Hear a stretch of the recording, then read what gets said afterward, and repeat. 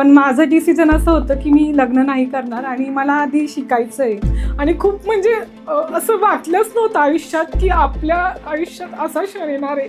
मी आधीपासूनच म्हणजे स्वामींची सेवा करत होती. त्या दिवशी चतुर्थीचा दिवस होता आणि मे महिन्यामध्ये मंत्र वगैरे जाप करणं सुरू का असायचं माझं. कंटिन्यू देवाचे मंत्र असायचे.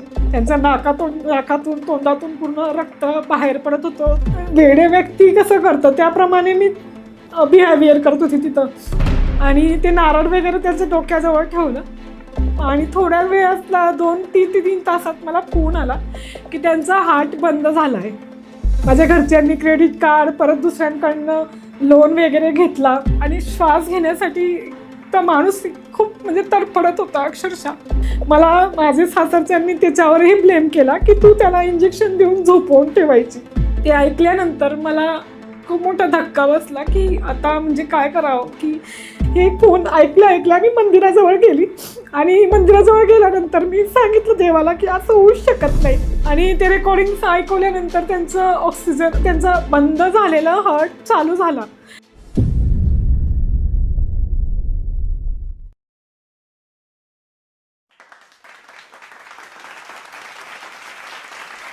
ती एकटी आहे पण ती अशक्त नाही. ती विधवा आहे पण विधवा ही तिची ओळख नसून ती एक योद्धा आहे. आयुष्याने कितीही मोठा धक्का दिला तरी आयुष्यात जग जिंकण्याची तयारी ठेवावी. नमस्कार, मी अनिता उपेंद्र पाटील. माझं गाव आहे नंदुरबार. मी मूळची नंदुरबारची. माझं शिक्षण बी फार्मसी झालं आहे आणि क्लिनिकल रिसर्चचा डिप्लोमाही मी केला आहे. मी एका IT कंपनीत मेडिकल समरायझेशन म्हणून काम करत आहे.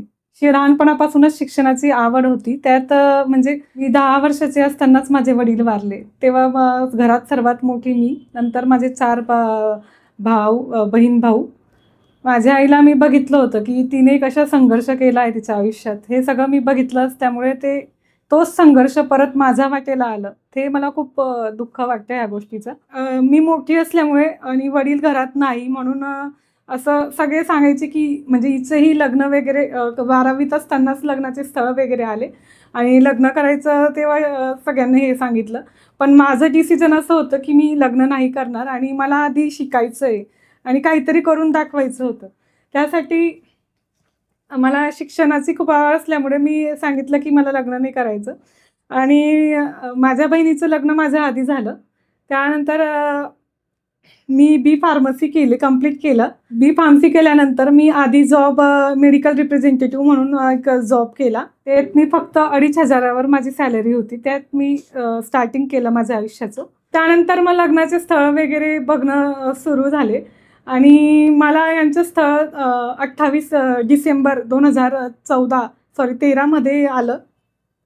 आणि मला अशी इच्छा होती की मला नंतरही जॉब करायचा आहे, माझा जॉब कंटिन्यू ठेवायचा आहे आणि असंच मला मुलगा भेटला पाहिजे अशी खूप इच्छा होती माझीवाली.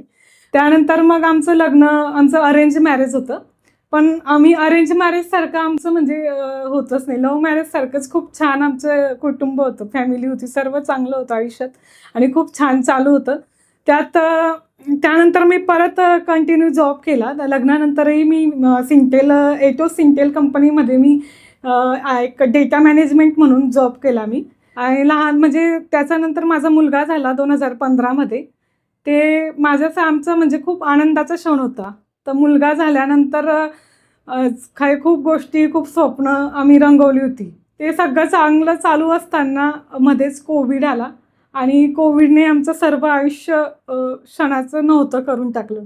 आणि घरून काम करत असताना म्हणजे आमचं दोघांचं शेड्यूल म्हणजे खूप बिझी असल्यामुळे त्यांना वेळ भेटायचं तेव्हा ते सगळं मला हेल्प करायचे. चहा करण्यापासून म्हणजे मला खूप मदत करायचे. प्रत्येक गोष्टीत त्यांची मला मदत व्हायची. आणि असं असताना कोविडच्या नंतर जेव्हा फर्स्ट वेव्ह नंतर लग्न वगैरे करायचं 50 जणांचं चालू झालं, तेव्हा माझे सासू सासऱ्यांनी म्हणजे हे केलं, आग्रह धरला. त्यांचं लग्न होतं जवळच्या नातेवाईकांमध्ये.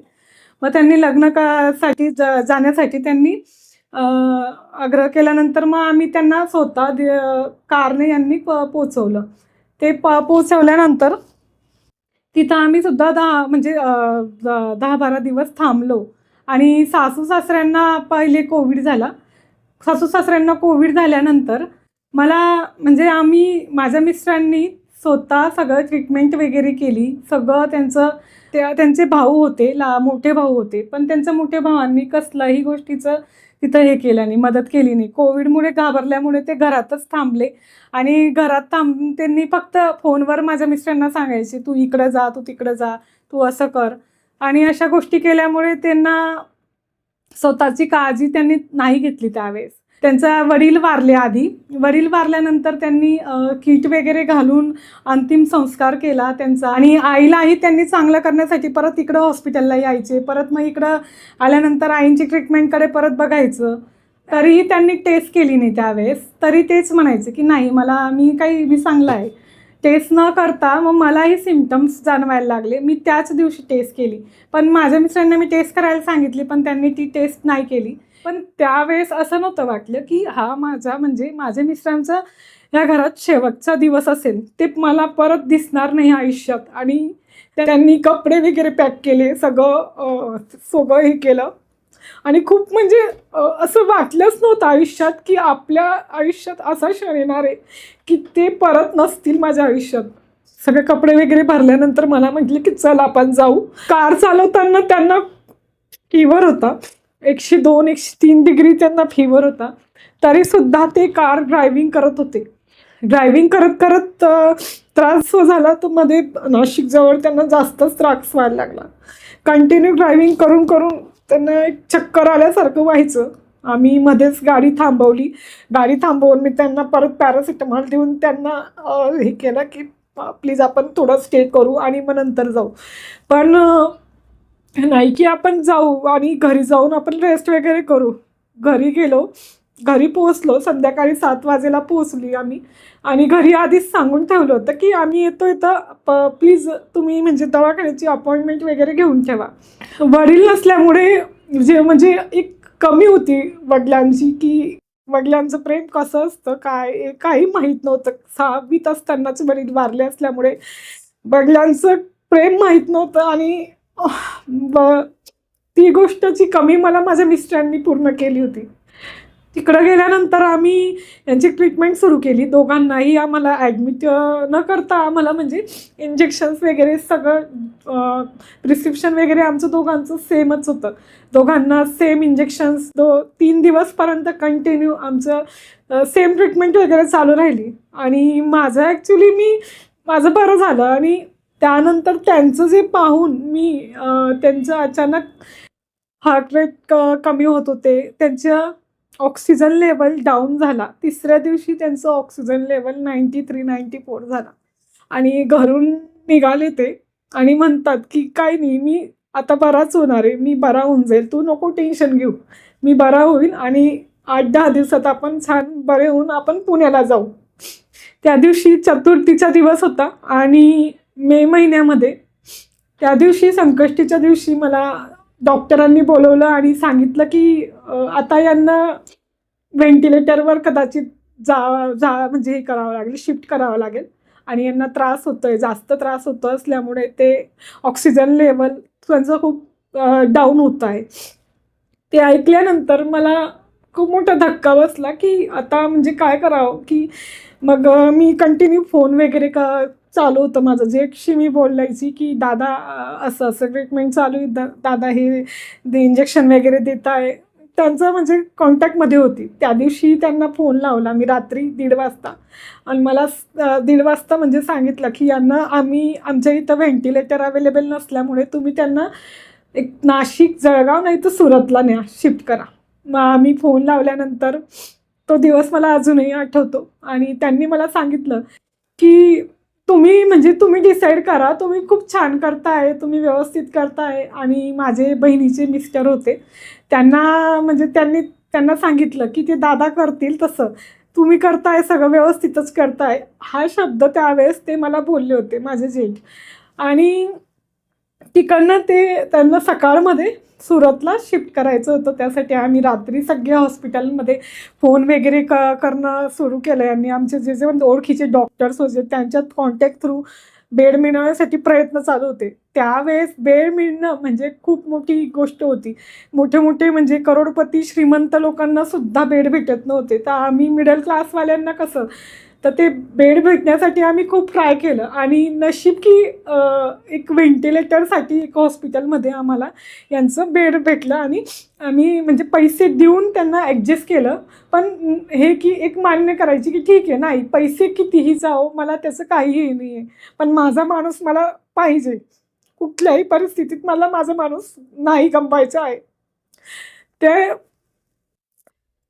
बेड भेटल्यानंतर डॉक्टरांनी म्हणजे मी त्यांचीच ती रात्रभर तिथं जागी आणि ऑक्सिजन लेवल 60, 70, 80 आणि मला खूप भीती की रात्री नाही काही होऊन जाणार नाही यांना. कंटिन्यू त्यांच्या बेडच्या बाजूमध्ये बसून मंत्र वगैरे जाप करणं सुरू का असायचं माझं. कंटिन्यू देवाचं मंत्र असायचे आणि आहे देव करेल चमत्कार हा विश्वास म्हणजे मला शेवटपर्यंत होता की स्वामी महाराज त्यांना बरं करतील. सकाळी ॲम्ब्युलन्सने त्यांना नंदुरबारहून सुरत घेऊन जायचं होतं आणि मी त्यांना सांगितलं डॉक्टरांना की माझ्यासोबत मला एक डॉक्टर आणि नर्स मला पाहिजे म्हणून. त्यांचं ऑक्सिजन लेवल जेव्हा ॲम्ब्युलन्समध्ये बसली तो क्षण मला अजूनही आठवतं. ते ॲम्ब्युलन्सचं जे सायरन आणि ते रस्त्याने जाणं. माझ्यासोबत माझा भाऊ होता. माझे दोघी भाऊ माझ्यासाठी म्हणजे खूप सपोर्ट केला त्यांनी दोघांनी आणि माझी आई, माझे भाऊ. त्यांच्या नाडीवरती मी तो मंत्र जाप कंटिन्यू सुरू केला, महामृत्युंजय मंत्र, की यांना रस्त्यात काहीच न होता मला त्यांना व्यवस्थित मला दवाखान्यात पोचवायचं आहे. तसंच की मी जेव्हा मंत्र वगैरे चालू ठेवायचं त्यांचं ऑक्सिजन लेवल कॉन्स्टंट असायचं, कॉन्स्टंट होतं. मग मला असं एक परत हे झालं की अरे नाही, देव आहे माझ्यासोबत आणि देव सगळं म्हणजे चांगलंच करणार आहे. मजुरा गेटला सुरतला चांगल्या हॉस्पिटलला शिफ्ट केलं गेलं. शिफ्ट केल्यानंतर त्यांना तिथं ते इंजेक्शन्स वगैरे एक 1-1.5 लाखाचे इंजेक्शन्स वगैरे देण्यात आले. हॉस्पिटलवाल्यांनी खूप म्हणजे त्यावेळेस खूप हे केलं आहे, पैसे घेतले पण माणसाला प्रॉपर ट्रीटमेंट नाही दिली. त्यासाठी मी माझ्या म्हणजे त्यांच्या म्हणजे डेथसाठी मी हॉस्पिटलसुद्धा रिस्पॉन्सिबल ठेवणार आहे. हॉस्पिटलमध्ये एवढे पैसे म्हणजे 1 लाख रुपये किंवा 90,000 1 लाख रुपये रोज त्यांनी पैसे मागण्याची सुरुवात केली आणि ती आपण ठीक आहे, मी मग ते म्हणते की पैसे देऊन आम्हाला म्हणजे माणसाला चांगलं केलं पाहिजे, हा महत्त्वाचं होतं. ते सगळं करत असताना ते मला मेसेज करायचे, प्लीज मला बाहेर काढ, मला त्रास होतोय मला खूप त्रास होतोय, मला घरी ने आणि मी घरी जाऊन चांगला होऊन जाईल. ते मला कंटिन्यू मेसेज करायचे. मेसेज केल्यानंतर आम्ही म्हणायची त्यांना प्रोत्साहन करायची की नाही प्लीज तुम्ही थोडं सहन करा आणि थोड्या दिवसात तुम्ही चांगलंच होणार आहे, सगळ्या गोष्टी आपण तुम्ही थोडंसं सहन करा. आणि बायपॅप तोंडाला बांधल्या असल्यामुळे सर्व इथं पूर्ण जखमा वगैरे झाल्या होत्या आणि त्यांच्याकडे पाहणं पण मला म्हणजे खूप वाईट वाटायचं त्यावेळेस. ते जखमा झाल्या सर्व आणि फोन मेसेज करून माझ्या बहिणीला मेसेज करायचे, भावालाही मेसेज करायचे की मला प्लीज बाहेर निघायचं आहे आणि यातून मला बाहेर काढ. त्यांचा त्रास तो त्यांनाच माहीत होता की त्यांना किती त्रास होतोय. परत हॉस्पिटलवाल्यांनी खूप म्हणजे पैसे घेऊन सुद्धा हॉस्पिटलवाल्यांनी ऑक्सिजनचं सिलेंडर बंद करून ठेवायचे. मला मेसेज करायचे की मला ऑक्सिजन काही फरक पडत नाही आणि मला लागतच नाही की माझं ऑक्सिजन चालू यायचं. एवढं म्हणजे त्यावेळेस डॉक्टरांनी खूप पैसे, फक्त डॉक्टरांसाठी पैसे महत्त्वाचे होते, पण त्यांना नाही माहीत की आज आमचा घरचा करता व्यक्ती आम्ही गमावणार आहे आणि फक्त ते त्यांच्यामुळे. जेवण तर त्यांनी केलंच नव्हतं. बरोबर 15 दिवस झाले त्यांचं जेवण वगैरे सगळं बंद, कारण बायपॅप लावले असल्यामुळे ते ओपन करता बरोबर काढल्याबरोबर त्यांचं ऑक्सिजन सडनली 30-40 जायचं. मग मी डिसाईड केलं, मी घरच्यांशी बोलली की प्लीज आपण यांना दुसऱ्याकडे शिफ्ट करू आणि एक चान्स परत घेऊ की दुसरीकडे ॲटलिस्ट चांगलं ट्रीटमेंट भेटली तर हे लवकर बरे होतील. तिथून त्यांना परत जवळच होतं हॉस्पिटल आणि एक मोठं स्पेशलिस्ट हॉस्पिटल आहे सुरतचं, त्या हॉस्पिटलला त्यांना शिफ्ट करण्यात आलं. तिथून फक्त 3 ते 4 मिनटाचा डिस्टन्स होतं त्या हॉस्पिटल. तरी ॲम्ब्युलन्सवाल्यांनी माझ्याकडनं 25,000 रुपये घेतले फक्त 3 ते 4 मिनटाच्या डिस्टन्ससाठी आणि एवढे पैसे लागले. मग मी त्यांना कधीच म्हणजे कसलंच त्यांना जाणीव नाही होऊ दिली मी काय करते, मी कसं ॲडजस्ट करते, मी कसं बघते ते. माझ्या घरच्यांनी क्रेडिट कार्ड परत दुसऱ्यांकडनं लोन वगैरे घेतला. माझ्या बहिणींनी पण म्हणजे मला खूप मदत केली त्यावेळेस. माझ्या बहिणीच्या मिस्टरांनी पण त्यावेळेस त्यांच्या क्रेडिट कार्ड्सने किंवा त्यांच्या मित्रांकडनं पैसे घेतले. माझ्या आईने, माझ्या भावाने, त्यांनी पण त्यांचे पैसे, जे पण सेव्हिंग होती, माझी सेव्हिंग होती, मी सगळं त्यांच्यासाठी म्हणजे हे केलं. आमचे पैसे पण संपण्यात आले होते. मग नंतर त्यांच्या ऑफिसातल्या लोकांनी आम्हाला खूप मोठी मदत केली त्यावेळेस. किट्टू फंडरायझर म्हणून एक हे किट्टू फंडरायझर, त्यात त्यांनी त्यांचा फोटो, त्यांच्या ट्रीटमेंटला किती अजून कंटिन्यू पैसे लागणार आहे ते त्यांनी टाकलं. आणि म्हणजे एक देवाची कृपा की मला त्यात पण खूप छान रिस्पॉन्स भेटला आणि मला खूप म्हणजे मोठी मदत भेटली त्या किट्टू फंडच्यामुळे.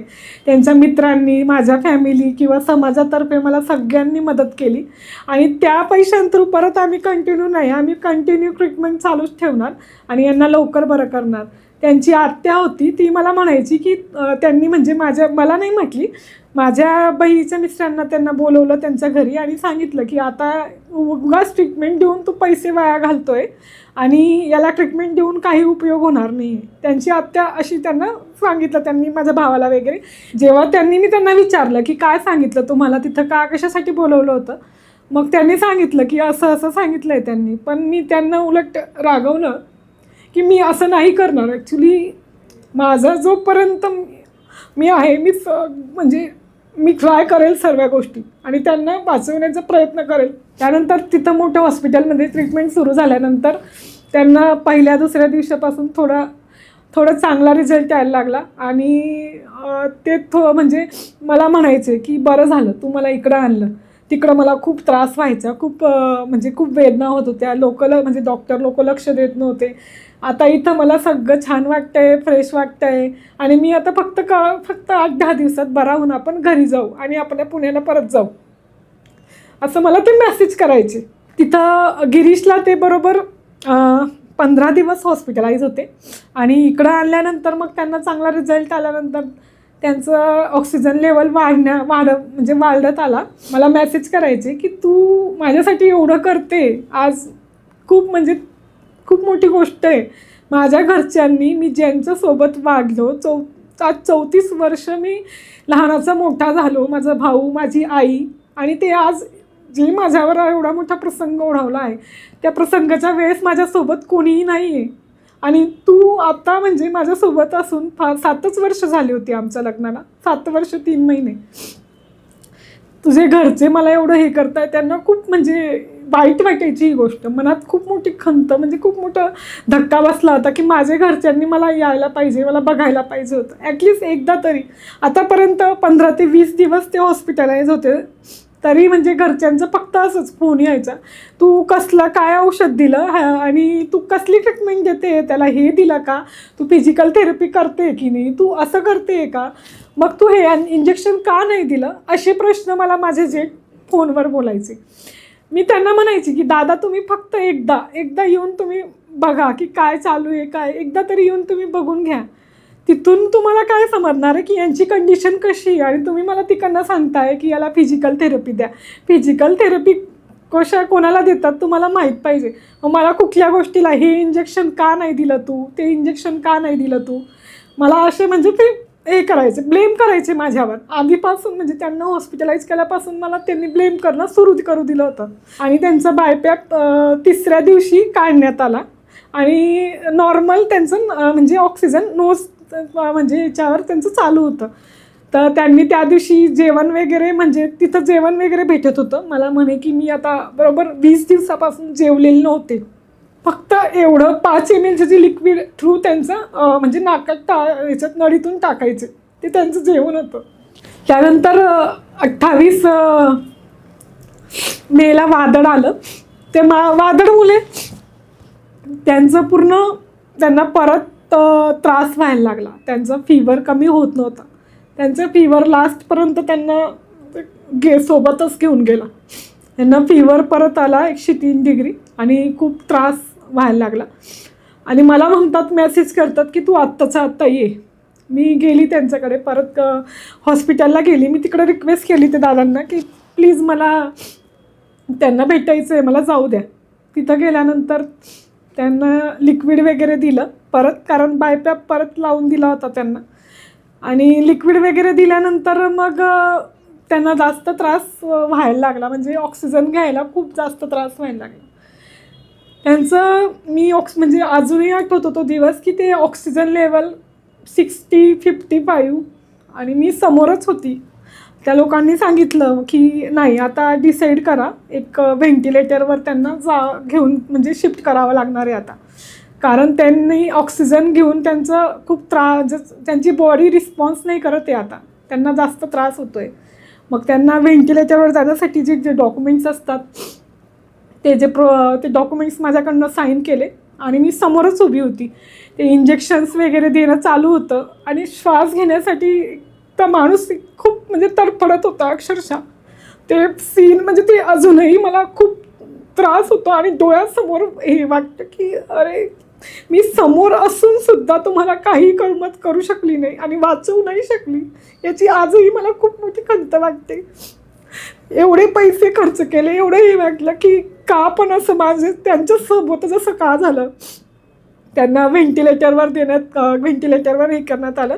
मग पहिल्या दिवशी म्हणजे पूर्ण पालथं झोपवतात आणि इंजेक्शन वगैरे देतात ते झोपवून ठेवण्याचे. माझे सासरच्यांनी त्याच्यावरही ब्लेम केला की तू त्याला इंजेक्शन देऊन झोपवून ठेवायची.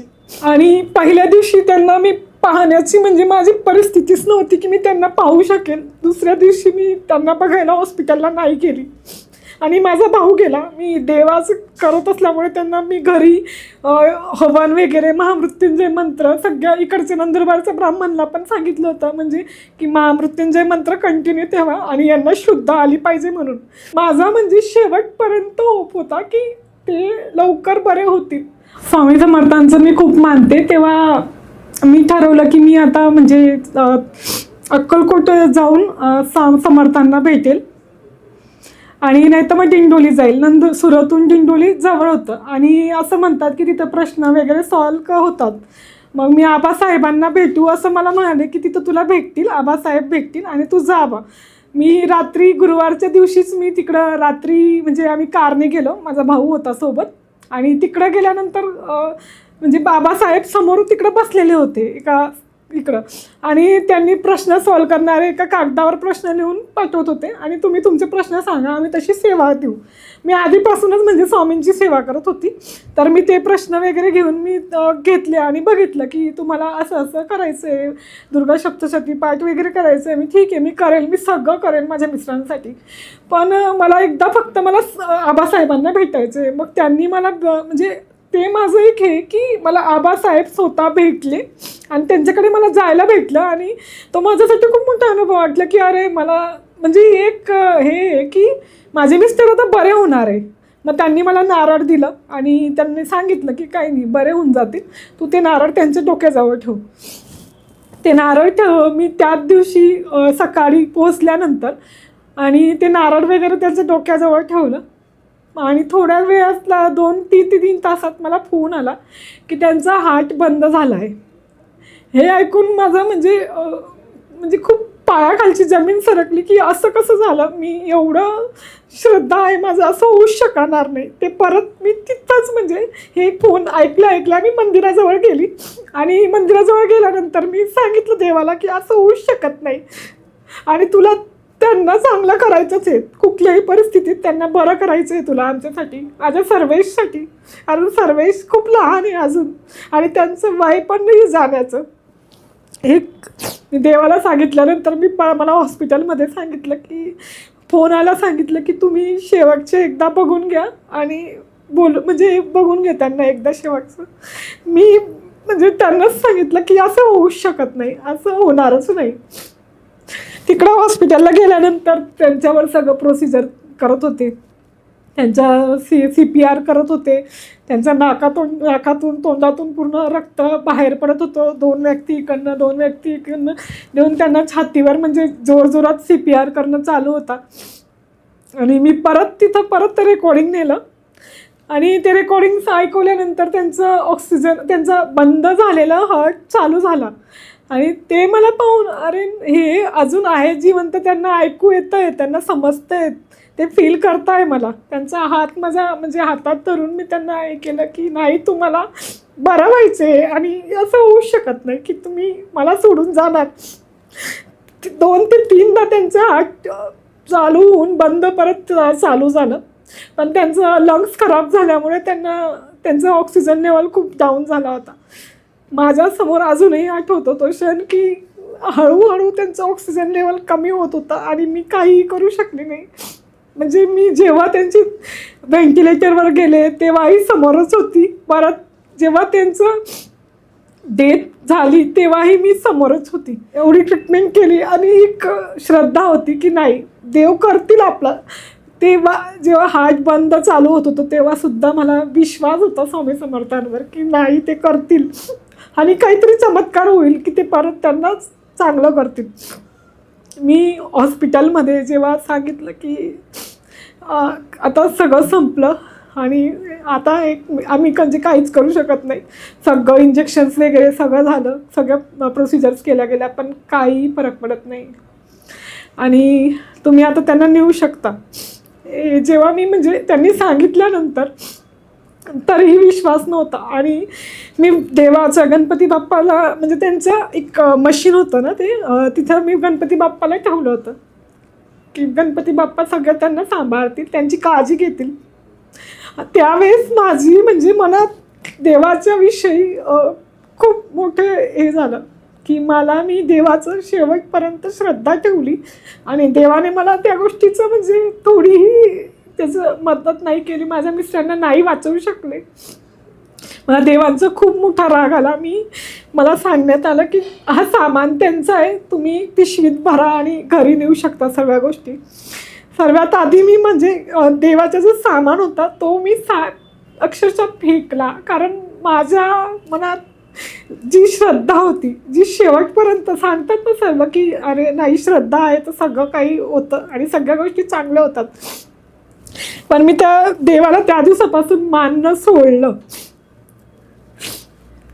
त्यानंतर घरी नेण्याच्या वेळेस त्यांचे जे काका होते त्यांच्या काकाच्या घरी न्यायचं डिसिजन घेतलं होतं, पण त्यांच्या घरचे म्हणायचे की नाही त्यांना घरी नाही आणायचं. माझे बहिणीचे मिस्टर होते ते म्हणायचे की नाही त्यांना घरी नेऊन त्यांच्यावर प्रॉपर पद्धतीने त्यांचे रिच्युअल सगळे अंत्यसंस्कार व्यवस्थित झाले पाहिजे आणि ते निगेटिव्ह झाले होते. निगेटिव्ह झाल्यामुळे त्यांची घरी त्यांना म्हणजे त्यांचं डेड बॉडी घरी देण्यात आली होती. घरी आणल्यानंतर मला एवढा मोठा धक्का बसला की वाटतच नव्हतं की हे असं झालं आहे माझ्यासमोर. सगळे जमलेले मी त्यांच्यासमोर बोलत आहे की नाही ते होतील बरे, ते परत होतील चांगले बरे. मला एकच गोष्ट माझ्या ह्याच्यात मला एवढा मनाला मोठा धक्का बसला, मी नाही सांगू शकत ती गोष्ट. मला अजूनही आठवतं की मी एक वेडे व्यक्ती कसं करतं त्याप्रमाणे मी बिहेवियर करत होती तिथं. सगळं ॲम्ब्युलन्सने त्यांना नेलं, घरी नेलं आणि तरी त्यांचे घरचे त्यांना फोन लावण्यात आला की आता असं असं झालं आहे, आता तरी तुम्ही एकदा शेवटचं त्यांना बघून घ्या. तेवढं असूनसुद्धा ते त्या दिवशी त्यांना म्हणजे त्या दिवशी नाही शक्य होतं, पण ॲटलिस्ट दुसऱ्या दिवशी तरी त्यांनी यायला पाहिजे होतं. त्यांच्या घरच्यांनी एकदा म्हणजे एवढे 1.5 महिने हॉस्पिटलाइज असताना आईने सुद्धा आली नाही आणि ना भाऊ आला. म्हणजे ही गोष्ट त्यांनी शेवटपर्यंत स्वतः त्यांच्या मनात मोठं दुःखाचं घर करून घेतलं आणि ते शेवटपर्यंत त्यांनी नेलं आणि आईशी खूप प्रेम होतं त्यांचं. त्याच आईने त्यांना शेवटी पाहिलं नाही, ती पण जास्त मोठी खंत त्यांना वाटली. त्यांच्या मनावर काय परिणाम झाले असतील तर त्यांनाच माहिती, ते काहीच सांगू शकत नाही. माझा मुलगा फक्त 6.5 वर्षाचा होता. त्याने रात्री नेण्यात आल्यामुळे 9:30-10 वाजले होते. एवढं म्हणजे लहान पोराने सगळ्या गोष्टी प्रॉपर केल्या आणि न घाबरता सगळं. माझा भाऊ होता, माझ्या भावाचा हात धरून त्याने सगळ्या गोष्टी अग्निसंस्कारपासून सगळ्या अंघोळ करतात एवढ्या रात्री 10 वाजता त्याने अंघोळ केली आणि काही गोष्टीचे न घाबरता त्याने सगळ्या गोष्टी हे केल्या, फेस केल्या. आणि वडिलांचा तर एवढा लाडका होता, म्हणजे त्यांचा मित्र म्हणजे फ्रेंड्स कसे असतात तसे फ्रेंड्ससारखे राहायचे. की त्याच्याच मनाला माहिती की त्याला काय म्हणजे हे झालं असेल, फील झालं असेल की माझे वडील मला सोडून जात आहे आता. ते झाल्यानंतर मग त्यांचं दुसऱ्या-तिसऱ्या दिवशी यांचे मला फोनही नाही आला, एकही फोन नाही आला किंवा मला असं विचारलं पण नाही की काय झालं असेल आणि कसं काय असं झालं. मग नंतर मग चौथ्या दिवशी मला त्यांचा फोन आला आणि म्हणताय की तू काय दिलं होतं असं त्याला, की असं अचानक काय झालं. मी एवढ्या दुःखात आणि मला माहीत नाही की मलाच माहीत नाही, मी सगळं ट्रीटमेंट केले, सगळ्या गोष्टी प्रॉपर केल्या, एवढे मोठे मोठे हॉस्पिटल्सला नेलं, सगळ्या गोष्टी त्यांची इंजेक्शनपासून. आणि मी फार्मासिस्ट असल्यामुळे मला सगळं नॉलेज होतं त्या गोष्टी. माझा भाऊ होता पुण्यात, तो पण फार्मासिस्ट, मी त्याला विचारून सगळ्या गोष्टी हे करायची. पण ह्या गोष्टी मी नाही करू शकत होती ना, कारण डॉक्टरांवर असतं सगळं. आणि मेन गोष्ट म्हणजे आपण कितीही केलं पण जे देवाने लिहिलेलं असतं ते कधीच काही चुकत नाही. मला फोनवरती असे म्हणायची की तू काहीतरी चुकली, तुने जेव्हा पहिल्या हॉस्पिटलमध्ये ॲडमिट केलं ना तेव्हाच तू चुकली, तेव्हा तुने चांगलं हॉस्पिटल पाहायला पाहिजे होतं. ह्या सगळ्या गोष्टीचे ब्लेम्स त्यांनी तिथून चालू केले. यानंतरची स्टोरी, माझे मिस्टर वारल्यानंतर माझ्यावर काय काय गोष्टी कुठल्या प्रकारे छळ करण्यात आला. त्यांनी प्रत्येक गोष्टीवर मला ब्लेम करण्याची सुरुवात केली. मग त्यांनी जे प्रॉब्लेम्स केले प्रॉपर्टीसाठी, आणि माझा मुलगा लहान असून मला त्यांनी ह्या गोष्टीपासून हे केलं, हे मी तुम्हाला पुढच्या माझ्या पार्टमध्ये सांगणार आहे. हा व्हिडिओ आपल्याला कसा वाटला ते आम्हाला कमेंट बॉक्समध्ये कळवा आणि आपल्या मित्रांबरोबर शेअर करायला विसरू नका.